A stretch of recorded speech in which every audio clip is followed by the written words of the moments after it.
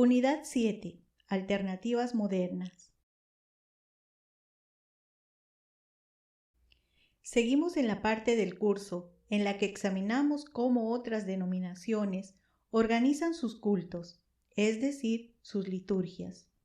En la última unidad examinamos cómo los reformadores enfatizaron en sus cultos la obra completa de Cristo en la cruz y la centralidad de la palabra como una reacción y corrección a la Iglesia Católica Romana.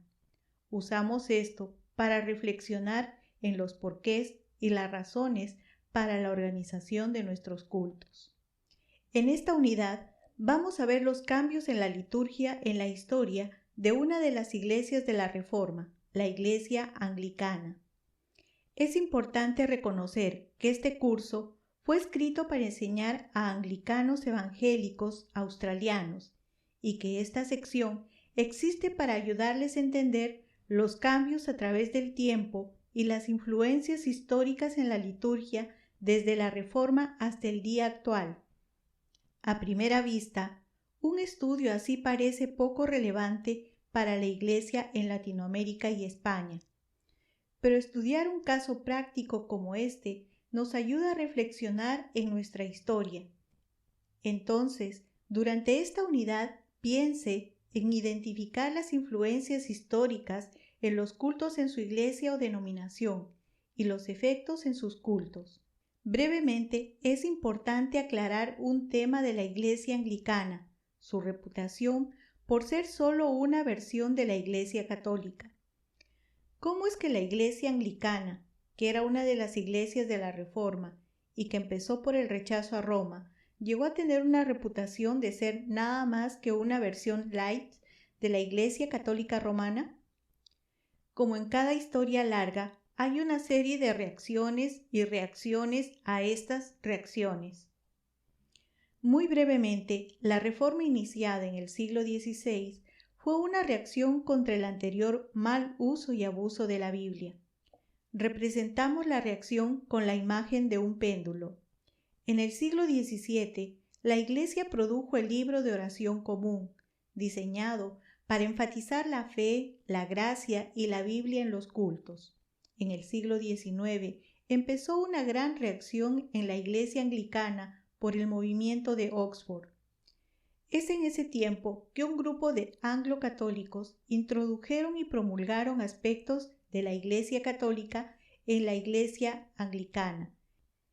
Empezó en ese tiempo en la Iglesia Anglicana el uso de la mitra, la doctrina de la transustanciación y la adoración de María.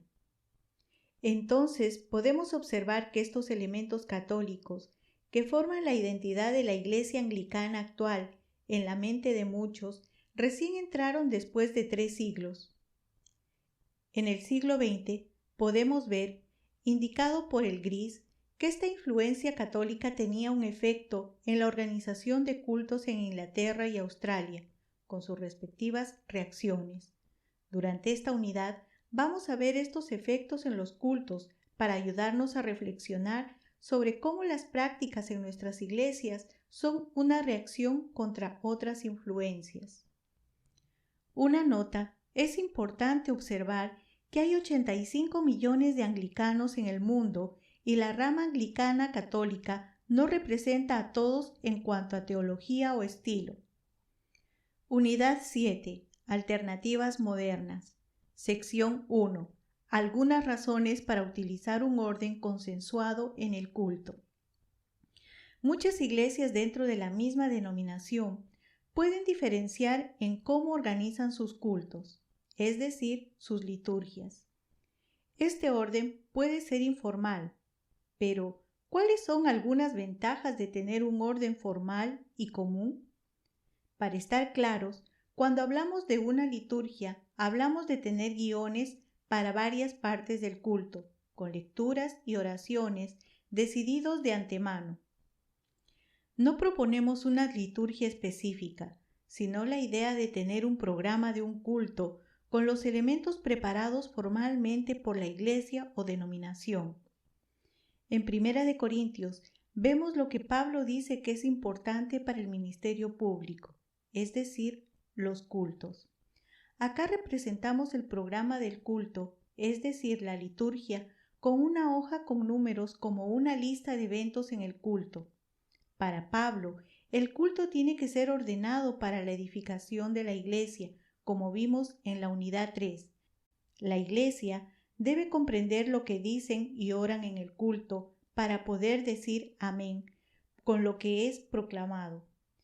Debe haber oportunidades para contribuir para el beneficio de la iglesia de cada miembro en el culto, por eso las flechas indicando cada figura.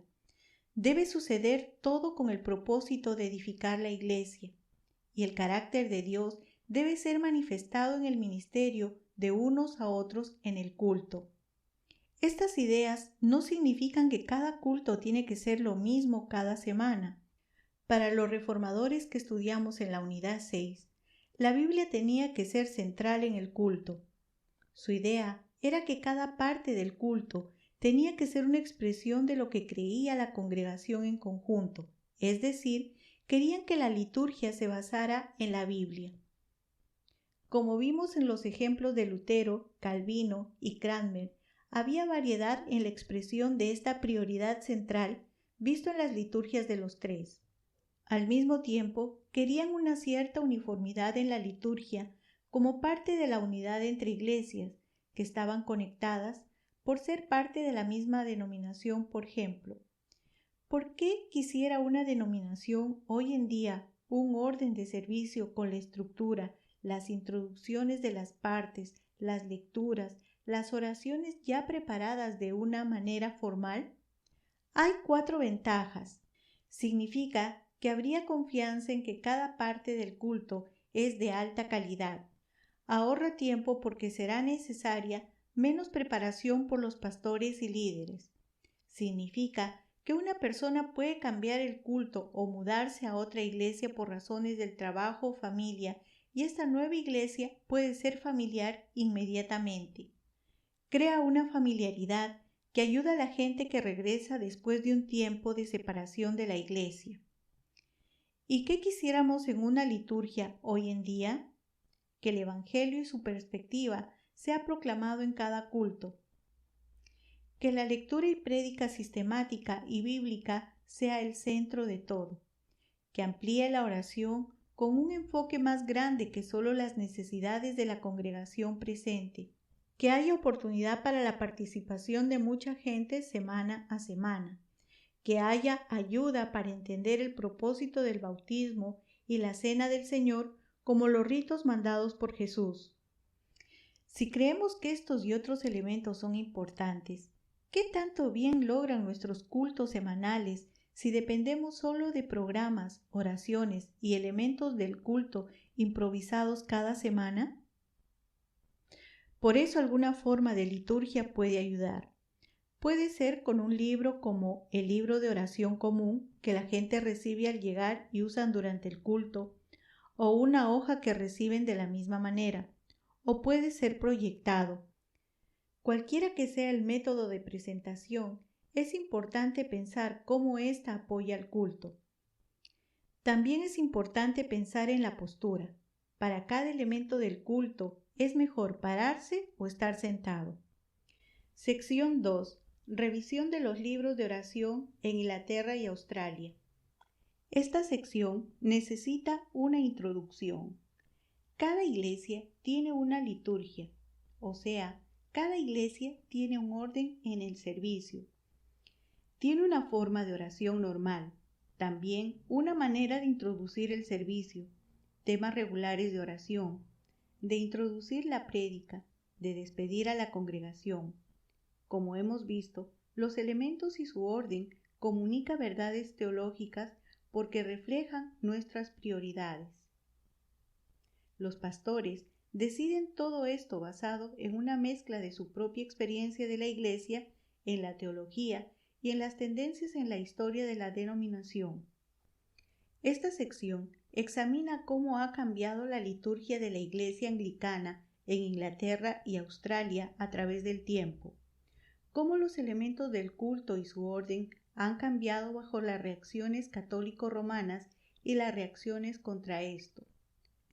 Durante esta sección piensa en las fuerzas históricas en su denominación y cómo el formato del culto en su iglesia también resulta de otras reacciones y contrarreacciones en su denominación. Pero antes, es importante repasar qué es un libro de oración en la iglesia anglicana.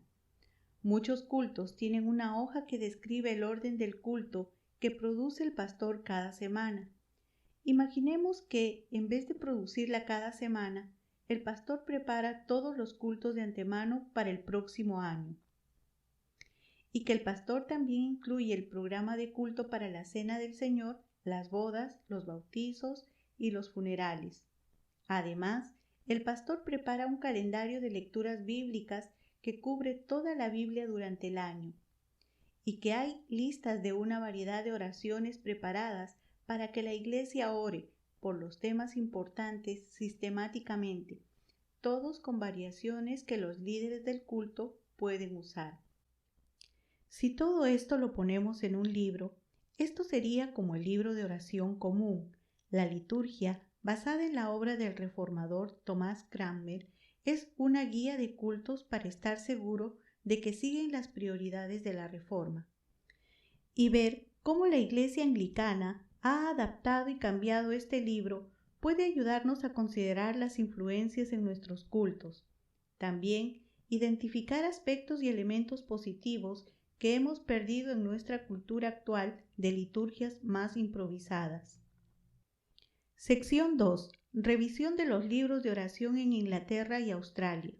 En Inglaterra, la Iglesia anglicana usaba el libro de oración común, con su forma singular de culto, más lecturas bíblicas diarias y los cultos de la Cena del Señor, matrimonio, bautismo y funerales. En 1980 publicaron el libro del culto alternativo, que añadió un programa más de culto y más oraciones. Y en el 2000 publicaron otra liturgia para reemplazar el libro del culto alternativo que se llama La Adoración Común, que añadió un programa diferente del culto y muchas más oraciones. En paralelo, pero independientemente de Inglaterra, la Iglesia Anglicana en Australia produjo el libro de oración de Australia en 1978, el libro de oración para Australia en 1995 y cultos dominicales en el 2001. Cada uno añadió otros programas de culto y oraciones. Como podemos ver, el libro de oración australiana se produjo como una reacción contra un ambiente e influencia católico-romana en la Iglesia anglicana. Pero el libro de oración para Australia, más de 20 años después, fue una expresión de esta influencia. Sin embargo, el libro de cultos dominicales fue otra reacción para volver a reflejar las prioridades de la Reforma.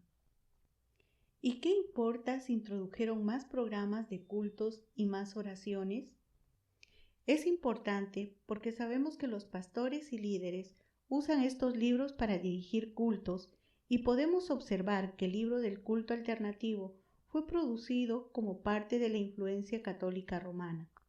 Las diferencias de las versiones son claras en el orden de elementos del culto y las palabras de las oraciones que examinaremos en la próxima sección. Sección 3. Los cultos dominicales en las liturgias modernas. Esta sección explora las diferencias de elementos y orden en la liturgia. Primero, el culto de oración matutina y vespertina.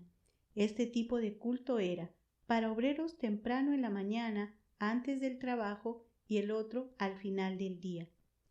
Es un culto más corto que un culto dominical, y no tenía una prédica, sino lecturas bíblicas largas, y esto debido al principio de la Reforma de confiar que la palabra de Dios es fuerte y que no necesita explicación para ser eficaz. En esta sección vamos a reflexionar en las diferencias entre las liturgias. Primero, algunas diferencias entre el libro de oración común versus adoración común.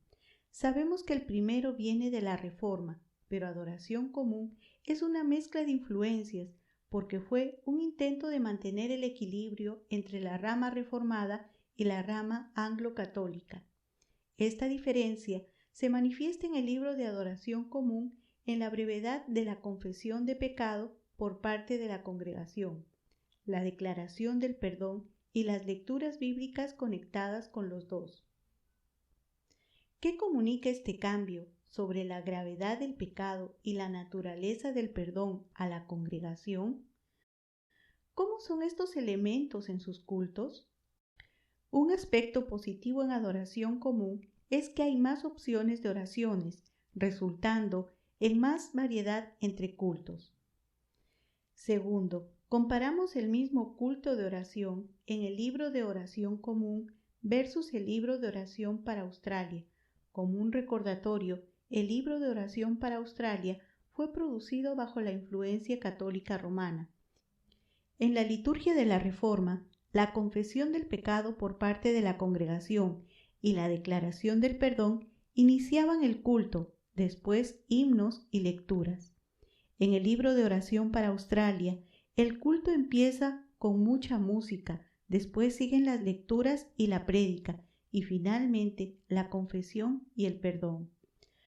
¿Cuál es mejor en su opinión? ¿Confesar el pecado y declarar el perdón al inicio del culto, estableciendo la base para reunirnos en el culto? ¿O después de escuchar la palabra?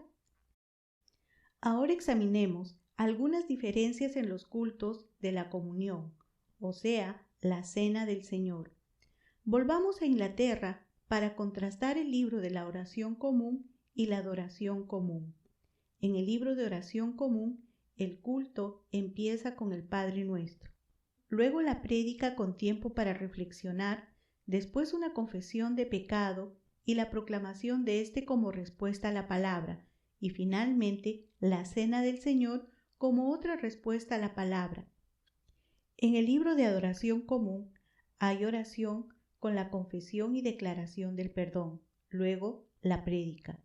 Después una oración que se llama la gran acción de gracias que vamos a examinar en un momento, y luego la cena del Señor.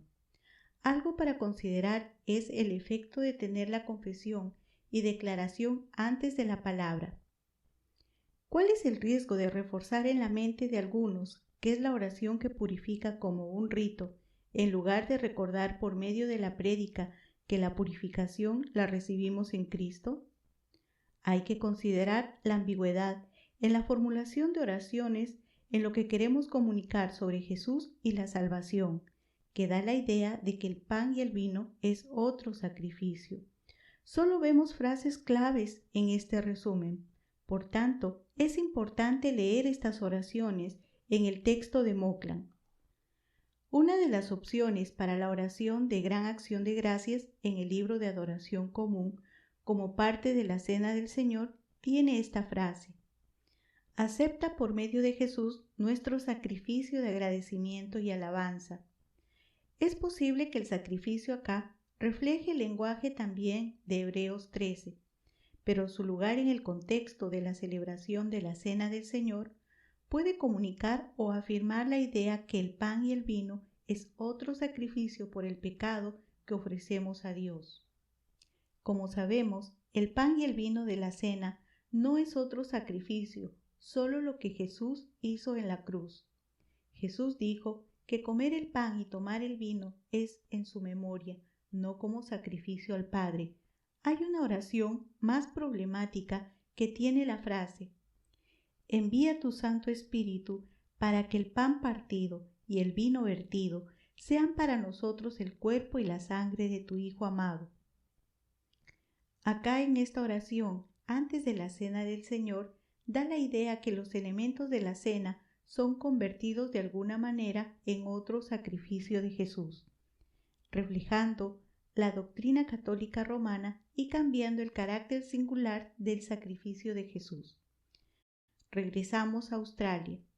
En el caso de las liturgias anglicanas de Australia, comparado con el libro de oración común, las liturgias nuevas tienen más participación por parte de la congregación, más énfasis en el retorno futuro de Jesús y más proclamación del Evangelio. En el libro de oración para Australia, aunque hay menos en lo que acabamos de examinar, hay algo de la ambigüedad sobre el pan y el vino como sacrificio. Acepta por medio de Cristo este nuestro sacrificio de alabanza y por el poder de tu palabra y de tu Espíritu Santo, santifica este pan y este vino. Otra vez, vemos la ambigüedad sobre el pan y el vino. Para su iglesia, hay frases en la rutina de cómo su iglesia hace la cena del Señor que puedan sugerir que la cena purifique en alguna manera en vez de señalarnos hacia Cristo. Sección 4. Empezar de cero. En esta sección hablamos de cómo organizar un culto. Dirigir un culto no es solo describir el próximo evento en el programa, sino es resaltar a Dios y edificar a la iglesia. Dado que la palabra de Dios es central, entonces en la planificación es importante pensar en el pasaje y el tema de la prédica como la guía que unifica las partes. Representamos esto con la imagen para predicar dentro de una burbuja de pensamiento.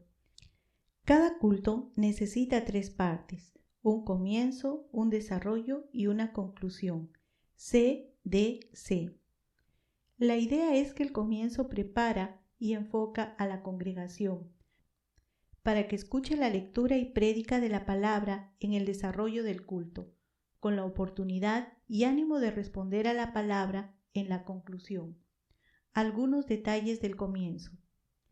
La primera parte del culto es un buen tiempo para recordar a la congregación del perdón que tenemos por la muerte de Cristo, con un tiempo de alabanza mezclada con lecturas de la Biblia y oraciones para conectar las canciones.